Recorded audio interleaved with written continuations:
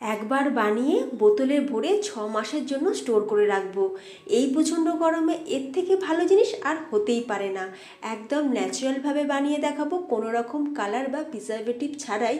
দারুণ চটপটা সুস্বাদু mind refreshing 2 রকমের ফ্রুটস পান্নার রেসিপি তোমাদের সাথে শেয়ার করব। তার সাথে এটাও দেখাবো যে কিভাবে তোমরা একবার বানিয়ে 6 মাস পর্যন্ত স্টোর করে রাখতে পারো, যখন ইচ্ছে হবে বার করে খেতে পারবে। চলো তাহলে রেসিপি শুরু করা যাক। নমস্কার, বেঙ্গলি পাকশালায় তোমাদের সবাইকে স্বাগত। তো আজকে আমরা বানাচ্ছি ম্যাঙ্গো পান্না বা আম পান্না, আর এর সাথে বানাবো ওয়াটারমেলন পান্না, যেটা কিনা ভীষণই ভালো লাগে, ভীষণ চটপটা মাইন্ড রিফ্রেশিং, এই গরমের জন্য একদম আদর্শ। প্রথমে বানিয়ে নেব আম পান্না। আর আম পান্না বানানোর জন্য এখানে আমি দেখো 2টো কাঁচা আম নিয়ে নিই। এখন আমের গায়েতে ভালো করে সর্ষের তেল মাখিয়ে নিতে হবে। আজকে আমরা আমটাকে পুড়িয়ে করব। তোমরা চাইলে কিন্তু প্রেসার কুকারে দিয়ে 2টো সিটি দিয়েও করতে পারো, তবে যেহেতু আম পান্না তাই আমটাকে পুড়িয়ে যদি পান্না বানানো যায় তাহলে কিন্তু ভীষণই একটা দারুণ একটা সুন্দর ফ্লেভার আসে, খেতেও কিন্তু একদম ডিফারেন্ট টাইপ হয়, একদম নেক্সট লেভেলে স্বাদ হয়। তো প্রথমে দেখো আমের গায়েতে খুব ভালোভাবে সর্ষের তেলটা মাখিয়ে নিয়ে এখন আমরা এভাবে গ্যাসের ওপরে রেখে আমগুলোকে খুব ভালো করে এপিট ওপিট করে পুড়িয়ে নেবো, যতক্ষণ না আমের ওপরটা পুরোপুরি কালো হয়ে যাচ্ছে। আর এইভাবে মাঝে মধ্যে একটুখানি ঘুরিয়ে দিতে হবে, যাতে করে পুরো সাইডটাই খুব ভালোভাবে পুড়ে যায়। একটু সময় নিয়ে কিন্তু এই কাজটা করতে হবে। আর গ্যাসের ফ্লেম আমি এখন লো টু মিডিয়ামে রেখেছি। এদিকে দেখো আমগুলো কিন্তু খুব ভালোভাবে পোড়ানো হয়ে গেছে। এখন কি করব, আমরা আমের ওপরে এই যে খোসাটা, মানে যেটা আমরা পুড়িয়ে কালো হয়ে গেছে, তো সেই খোসাটাকে বাদ দিয়ে দিচ্ছি। তবে আমটা ভালোভাবে ঠান্ডা হয়ে গেলে তবে কিন্তু এই কাজটা করতে হবে। 2টো আমেরই আমি খোসা বাদ দিয়ে দিয়েছি। এখন আমের এই যে পাল্পটা সেটাকে বার করে নেব। শুধুমাত্র আঁটি থাকবে, বাকি আমের পুরো পাল্পটাই কিন্তু আমরা বার করে নিয়েছি। আর ফ্রেন্ডস, আম পান্না বানানোর জন্য সঠিক পদ্ধতি কিন্তু এইটাই। যারা আম সিদ্ধ করে পান্না বানায় সেই আম পান্না কিন্তু বেশি দিন ভালো থাকে না। আমটাকে পুড়িয়ে বানাবে, টেস্টও হবে একদম পুরো নেক্সট লেভেলের, আর থাকবেও কিন্তু অনেক দিন। এবার কি করব, আমের এই পাল্পটা আমরা গ্রাইন্ডিং জারের মধ্যে দিয়ে দিলাম। 2টো আমের বানাচ্ছি, তোমরা চাইলে 3টে 4টে 5টা তোমাদের যতগুলো ইচ্ছা কিন্তু আমের বানাতে পারো। এরপর দিয়ে দেবো হাফ কাপ চিনি।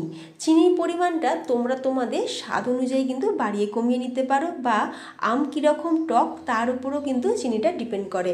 আর আমি যে আমটা আজকে দিয়ে আম পান্নাটা বানাচ্ছি, আমগুলো কিন্তু খুব বেশি টক নয়, তাই আমি এখানে হাফ কাপ চিনি দিলাম। এর সাথে দিয়ে দিলাম একটা কাঁচা লঙ্কা, 7-8টা গোলমরিচ, গোটা গোলমরিচ, স্বাদ অনুযায়ী 2 রকমের নুন দিয়েছি, একটা হচ্ছে রেগুলারের যে নুন, আর হচ্ছে বিট নুন। এতে করে দারুণ চটপটা টেস্ট আসবে। এবার সব কিছুকে একসাথে দিয়ে ভালো করে ব্লেন্ড করে নেব। অল্প সামান্য একটু জলও দিতে হবে। খুব ভালো করে আমটা ভালো করে ব্লেন্ড করে নেওয়ার পর এখন ফ্রাই প্যানের মধ্যে আমরা এখন এই আমের যে মিশ্রণটা বা আমের যে পেস্ট সেটাকে দিয়ে দিলাম। দিয়ে এখন গ্যাসের ফ্লেমটাকে লোতে রেখে খুব ভালো করে একটু নাড়াচাড়া করে নিতে হবে। এইভাবে নাড়তে নাড়তেই দেখবে আমের এই যে কালারটা সেটা কিন্তু অনেকটা চেঞ্জ হয়ে যাবে, পুরো একদম ট্রান্সপারেন্ট মতন কালার আসবে। যখন এই রকম ট্রান্সপারেন্ট কালার আসবে তখন বুঝবে যে আমের এই যে পান্নাটা আমাদের কিন্তু রেডি হয়ে গেছে। সবার শেষে দিয়ে দিলাম অল্প সামান্য একটু বিট নুন, আর অল্প সামান্য পরিমাণে একটু চাট মশলা। একটু চাট মশলা দিলে দারুণ চটপটা টেস্ট আসে। আর দিয়ে দেবো ভাজা জিরের গুঁড়ো হাফ চা চামচ পরিমাণে। এবার চাট মশলা আর জিরে গুঁড়ো দিয়ে খুব ভালো করে মিক্স করে নিলাম। ফ্রেন্ডস, তোমরা নিশ্চয়ই দেখেছো আমি পুদিনার ব্যবহার করিনি। আমি দেখেছি পুদিনা দিয়ে আম পান্না বানিয়ে নিলে কি হয়, সেটা কিন্তু বেশি দিন স্টোর করে রাখা যায় না। যদি তোমরা মনে করো 3 থেকে 4 দিনের জন্য স্টোর করবে তাহলে অবশ্যই পুদিনা দিতে পারো, তবে তোমরা যদি অনেক দিনের জন্য স্টোর করে রাখতে চাও তাহলে পুদিনাটা স্কিপ করবে। আর এমনিতেও আমাদের বাড়িতে আম পান্নাতে পুদিনার ফ্লেভারটা কেউই পছন্দ করে না, তাই আমি কিন্তু পুদিনা ব্যবহার করলাম না। ব্যাস, আম পান্না তো আমাদের রেডি।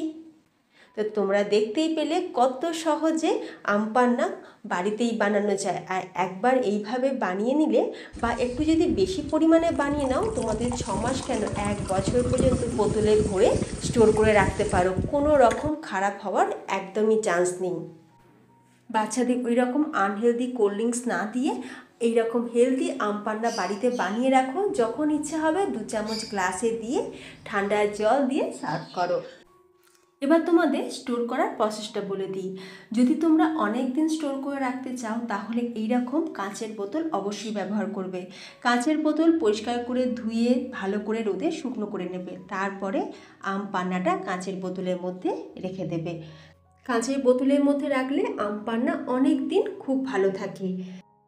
চলো এবার বানিয়ে নেব ওয়াটারমেলন পান্না বা তরমুজের পান্না। তো সেটা কিভাবে বানাচ্ছি দেখে নাও।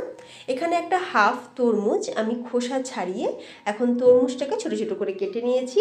তারপর তরমুজটাকে আমরা গ্রাইন্ডিং জারের মধ্যে দিয়ে দেবো।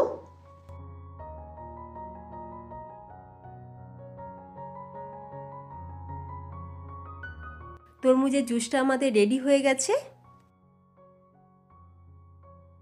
এরপর কি করব, আমরা তরমুজের যে জুসটা সেটাকে ছেঁকে নেব। যেহেতু আমরা তরমুজ থেকে দানা বার করিনি বা তরমুজে বড় অংশও থাকতে পারে, সেই জন্য ছেঁকে নেওয়াটা কিন্তু অবশ্যই দরকার।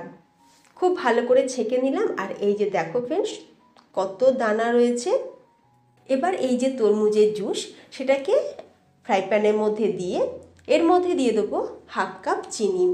চিনির পরিমাণটা আবারও বলছি, তোমরা তোমাদের স্বাদ অনুযায়ী বাড়িয়ে কমিয়ে নিতে পারো। আর চিনির বদলে তোমরা কিন্তু মিশ্রিও ব্যবহার করতে পারো। যাদের ডায়াবেটিস রয়েছে তারা কিন্তু চিনির পরিবর্তে মিশ্রি ব্যবহার করতে পারো। যতক্ষণ তরমুজের জুসটা আমাদের বয়েল হচ্ছে, এদিকে আমি এখানে 1/4 টিস্পুন গোটা জিরে আর ওই 7-8টা গোলমরিচ একটুখানি ড্রাই রোস্ট করে গুঁড়ো করে রাখবো। এটাই কিন্তু স্পেশাল একটা মশলা, যেটা দিলে ওয়াটারমেলন পান্নার টেস্ট দারুণ আসে। এরপর আমরা এতে দিয়ে দিচ্ছি পুদিনা পাতা আর দিয়ে দেবো বিট নুন। বিট নুন দিয়ে একবার ভালো করে মিক্স করে নিলাম। খুব ভালোভাবে যখন ফুটে যাবে, বেশ ঘন হয়ে যাবে, তখন সবার শেষে অ্যাড করে দিলাম লেবুর রস। আর এই সময় কিন্তু গ্যাসের ফ্লেমটা আমি অফ করে দিয়েছি। লেবুর রস দিয়ে দিয়েছি 1 চা চামচ পরিমাণে, আর দিয়ে দিচ্ছি এখানে ভাজা মশলা দিয়ে খুব ভালো করে মিক্স করে নিলাম। তো তৈরি আমাদের ওয়াটারমেলন পান্না। একটা গ্লাসে সামান্য আইস কিউব আর 2 চামচ ওয়াটারমেলন পান্নার সিরাপ, এর সাথে দিয়ে দাও ঠান্ডা জল, ভালো করে মিক্স করে নাও। এক চুমুকেই মন প্রাণ জুড়িয়ে যাবে দারুণ রিফ্রেশিং 2 ধরনের ফ্রুট ড্রিঙ্কস। একদম সহজ পদ্ধতিতে বানানো 2 রকমের পান্না রেসিপি তোমাদের কেমন লাগলো অবশ্যই কমেন্টে জানিও। রেসিপিটা ভালো লাগলে লাইক শেয়ার করতে কিন্তু একদমই ভুলো না। আর যদি তোমরা চ্যানেলে নতুন বন্ধু হয়ে থাকো তাহলে প্লিজ চ্যানেলটিকে সাবস্ক্রাইব করে পাশে থাকা বেল আইকন প্রেস করে রাখবে আমার আগামী ভিডিও নোটিফিকেশান সবার আগে পাওয়ার জন্য। তাহলে ফ্রেন্ডস আজ আসি, দেখা হবে নতুন কোনো রেসিপির সাথে। ভালো থাকবে, সুস্থ থাকবে, ধন্যবাদ।